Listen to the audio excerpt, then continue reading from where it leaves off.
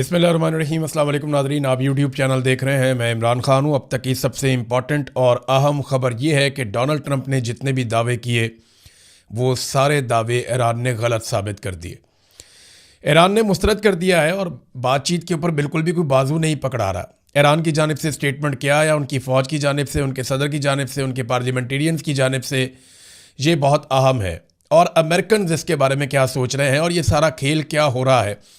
International खबरें, Iran से आने वाली खबरें और डोनाल्ड ट्रंप के दावे, ये सारी चीज़ों का पोल खोल रहे हैं। अगले चंद मिनटों में मैं बहुत सारी चीज़ें आपके सामने रखने वाला हूँ। नंबर 1, ये क्या वजह है कि ईरान बिल्कुल भी बाजू नहीं पकड़ा रहा। यानी ईरान की जानिब से तो अब लड़ाई हो रही है, ज़्यादा नुकसान तो ईरान का हुआ है। अगर आप ग्राउंड पे देखें, इमारतें तबाह हो जाना, लोगों की शहादत हो जाना, ये ज़्यादा नुकसान ईरान का हुआ है। लेकिन तारीख के अंदर ज़्यादा नुकसान इसराइल का और अमेरिका का हुआ है और ईरान जंग जीतता हुआ महसूस हो रहा है अपने कम वसाइल के बावजूद। ईरान क्यों कोई स्टेटमेंट नहीं दे रहा, क्यों इस बात से दूर हट रहा है कि कोई मुज़ाकरात हो रहे हैं? वो अमेरिका पे एतबार नहीं कर पा रहा और वो जानते हैं कि उन पर एक बड़े हमले की तैयारी की जा रही है और ईरान इस खित्ते से अमेरिका को अलविदा करना चाहता है हमेशा के लिए कि वो यहाँ से जाए। अब इस बारे में जो स्टेटमेंट्स हैं वो मैं आपके सामने रख देता हूँ। एक तो जो सिनेरियो बन रहा है ना इन मुज़ाकरात से, वो ऐसा बन रहा है जैसा पाकिस्तान की एस्टेब्लिशमेंट ने इमरान खान के ख़िलाफ़ बनाया था कि जनाब हमने तो मौका दिया, हमने तो बातचीत की, हम तो आगे बढ़ते हैं, इमरान खान ही नहीं मानता, वो तो जनाब बहुत डटा हुआ है, वो तो पीछे हटने के लिए तैयार नहीं है, तो फिर भुगतो। ये इस किस्म का बयानिया ईरान के ख़िलाफ़ भी बनाने की कोशिश की जा रही है, जैसा कि हुज्जत तमाम की जाती है। इस किस्म का माहौल बनाया जा रहा है। अगर मुज़ाकरात होंगे तो इससे बेहतर तो कोई बात नहीं है ना। अल्टीमेटली तो एंड ऑफ द डे मुज़ाकरात ही होंगे, चीज़ें बेहतर हो जाएंगी। मगर ईरान में अक्सर लोग ये समझते हैं कि अमेरिका ईरान से कोई रब्ता नहीं कर रहा, ना ईरान का अमेरिका से कोई रब्ता है, बल्कि ये आपस में एक ढोंग रचा रहे हैं मुज़ाकरात का और एक खेल खेला जा रहा है। और कल को ये कहा जा सकता है कि हमने तो पूरी कोशिश की है।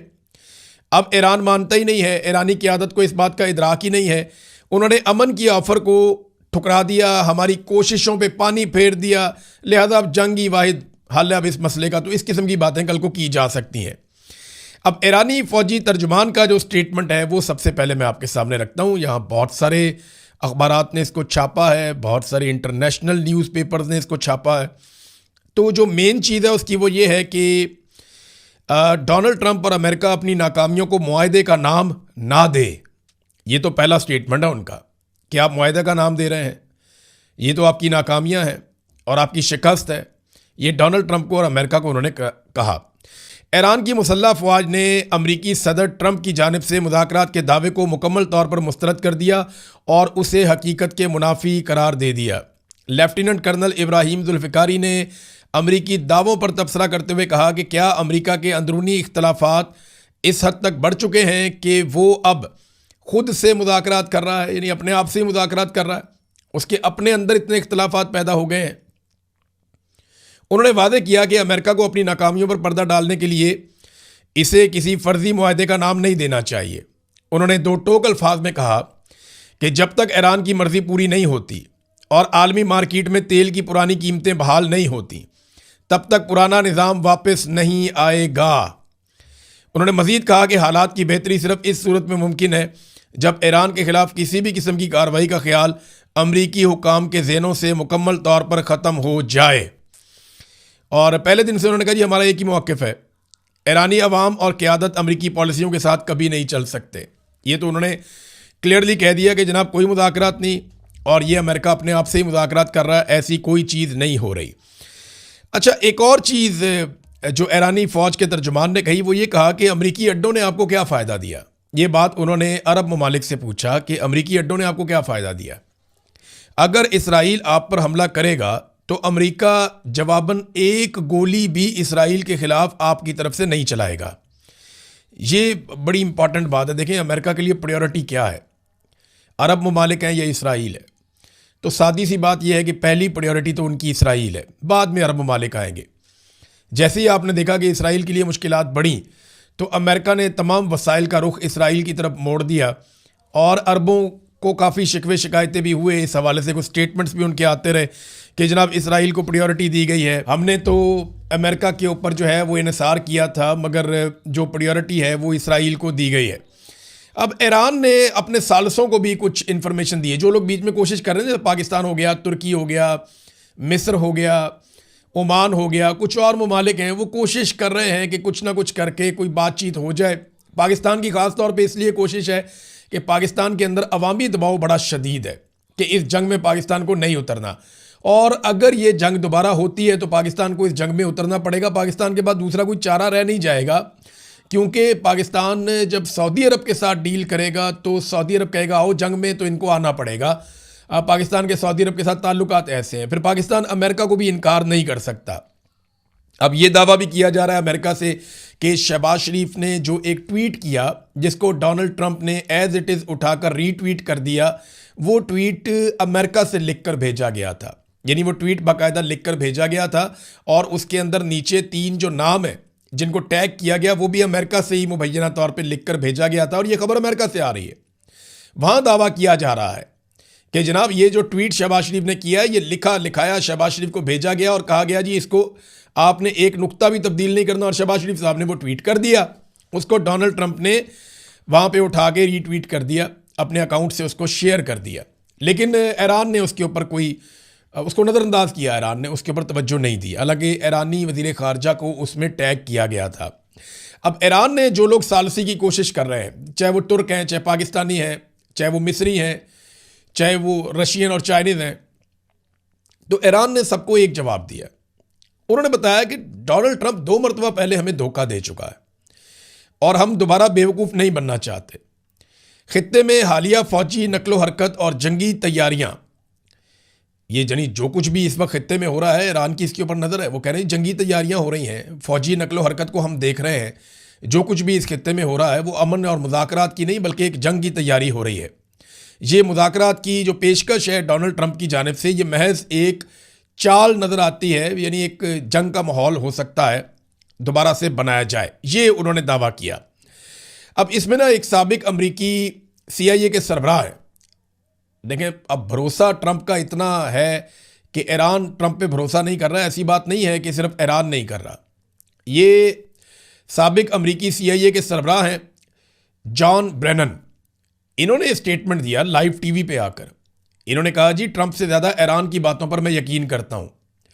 हक़ाइक़ बार बार सामने आने के बावजूद ट्रंप उन्हें तस्लीम नहीं कर रहा।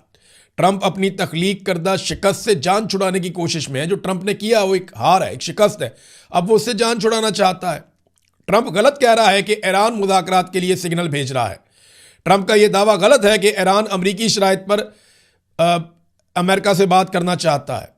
ईरानी हुकूमत की जानिब से कोई भी ट्रंप से बात नहीं कर रहा, ये दावा किया है अमरीकी CIA के साबिक सरबराह जॉन ब्रेनन ने। बहुत काबिल आदमी है, बहुत तेज़ आदमी है, इसने अमेरिका के लिए सर्व भी किया है।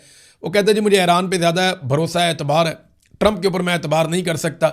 अब जिस ट्रंप के ऊपर एतबार अमेरिका के अंदर साबिक CIA का सरबराह नहीं कर पा रहा, उस पर ईरान कैसे ट्रस्ट करेगा, ये है इंपॉर्टेंट बात।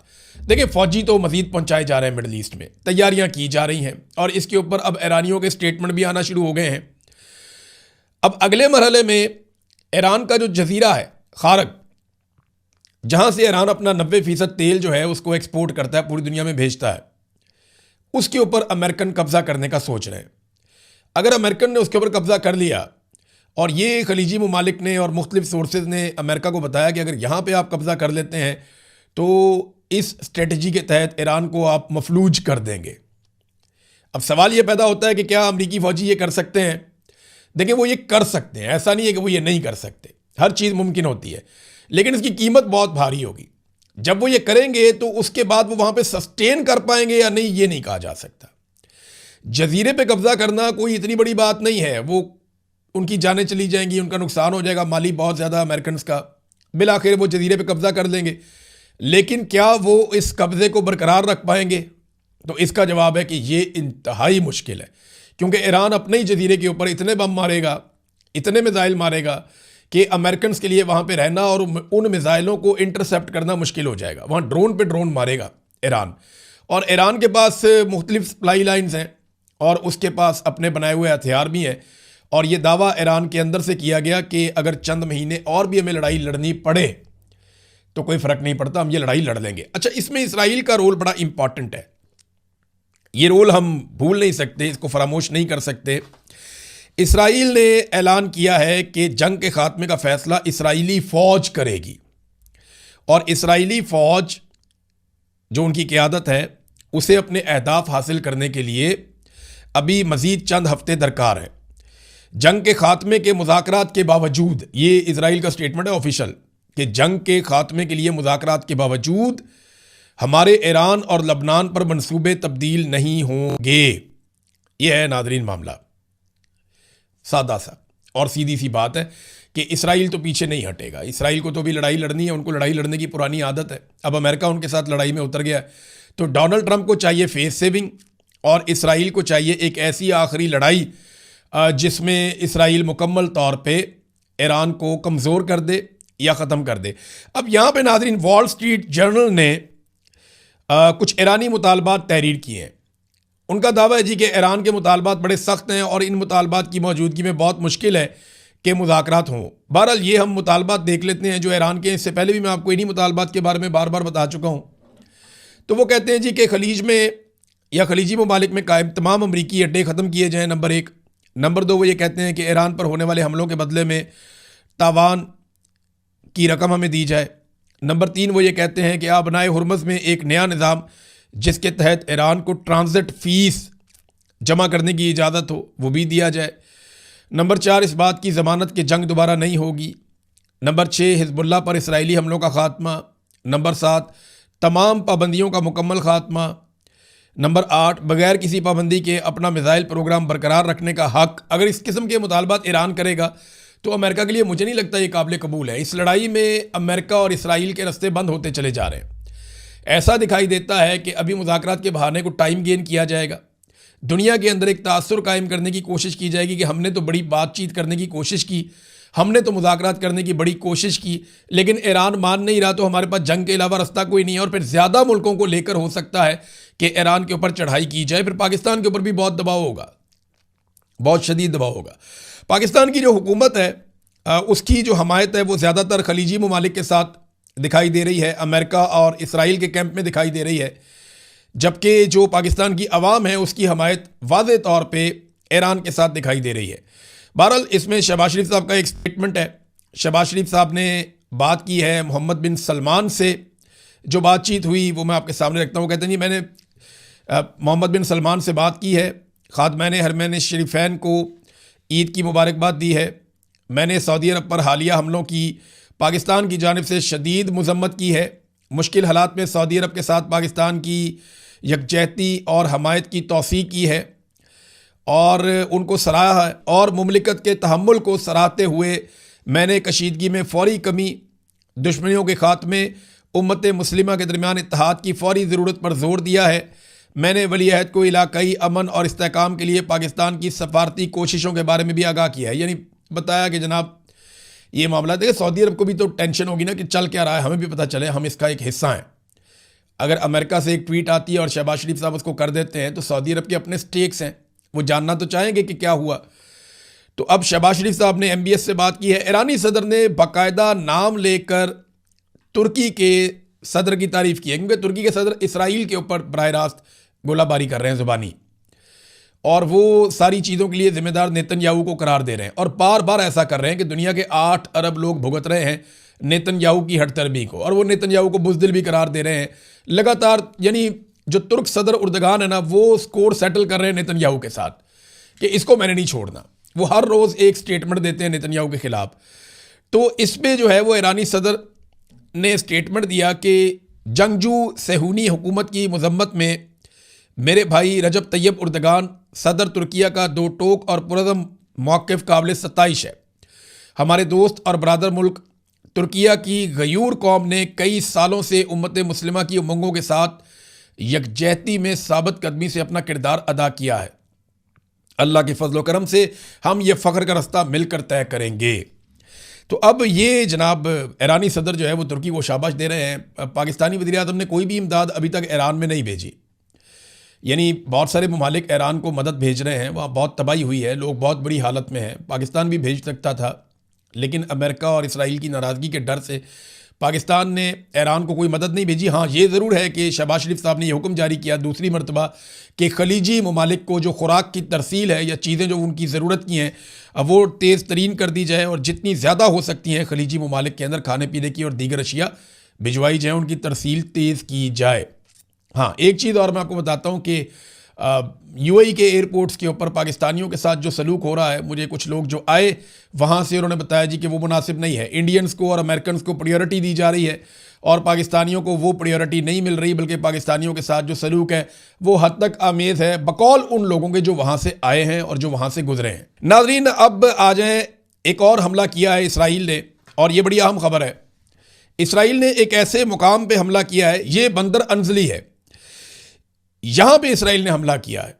देखिए, ईरान का रशिया के साथ कोई बॉर्डर नहीं मिलता, बीच में कुछ ममालिक आ जाते हैं, यानी ज़मीन के रास्ते कोई सरहद इनकी नहीं मिलती। कज़ाकिस्तान, तुर्कमानिस्तान एक तरफ आ जाता है कैस्पियन सी के, दूसरी तरफ जो है वो आज़रबाईजान आ जाता है, जॉर्जिया आ जाता है, आर्मीनिया आ जाता है, नीचे तुर्की है।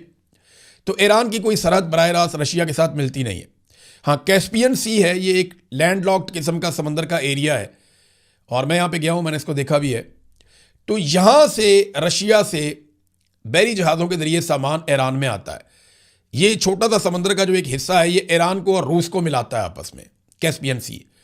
तो यहाँ से एक तिजारती गुज़रगाह है और ये तिजारत होती है इसी बंदर अंजली पर, इसी बंदरगाह पर, जहाँ रशियन तरसील बहुत ज़्यादा बढ़ गई थी हालिया दिनों में। तो वहाँ इसराइल ने अटैक किया और वो कोशिश कर रहे हैं कि इस सप्लाई लाइन को काटा जाए। इस पर रशिया को शदीद तहफ़्फ़ुज़ात हैं। अब देखते हैं कि रशिया इसके बारे में किस किस्म का रद्दअमल देता है। तो एक तो खबर ये हो गई कि रशिया और ईरान के बीच में जो एक तरसील का रास्ता है उसको काटा जाए। अब दूसरी खबर मैं आपको देता हूँ कि इसराइल का फ़ौजी साजो सामान का एक बड़ा कंटेनर जो है वो मिस्र के एक बंदरगाह के ऊपर उतर गया। कैसे, ये ज़रा देखें। ये कंटेनर वाला जहाज़ है और ये अल-मनासा की एक रिपोर्ट है। वो रिपोर्ट ये बता रही है कि कंटेनर वाला जहाज़ MSC डेंट ये मिस्र में लंगरअंदाज हो गया है, जिसमें मुबैना तौर पर इसराइली दिफाई कंपनियों के लिए तैयार करदा फौजी ग्रेड का स्टील लदा हुआ है। यानी इससे वो गोला बारूद बनाते हैं इसराइली अपने इस्तेमाल के लिए। ये जहाज़ दीगर मुकामात पर एहतजाज और इनकार के बाद अब यहाँ पहुँचा है मिस्र में। अच्छा, इससे पहले ये जो जहाज़ है जो इसराइली फ़ौज के ज़रिए इस्तेमाल स्टील लेकर आया था बहुत बड़ी मिकदार में असलाह साजी के लिए, ये जहाज़ यूनान, स्पेन, इटली और तुर्की जैसे ममालिक में इसने लंगरअंदाज होने की कोशिश की, लेकिन वहाँ पे जो मज़दूर हैं, काम करने वाले कारकुन हैं, उन सब ने एहतजाज किया था और इसकी मुखालफत की थी कि हम इसराइल के लिए इसको नहीं उतारेंगे।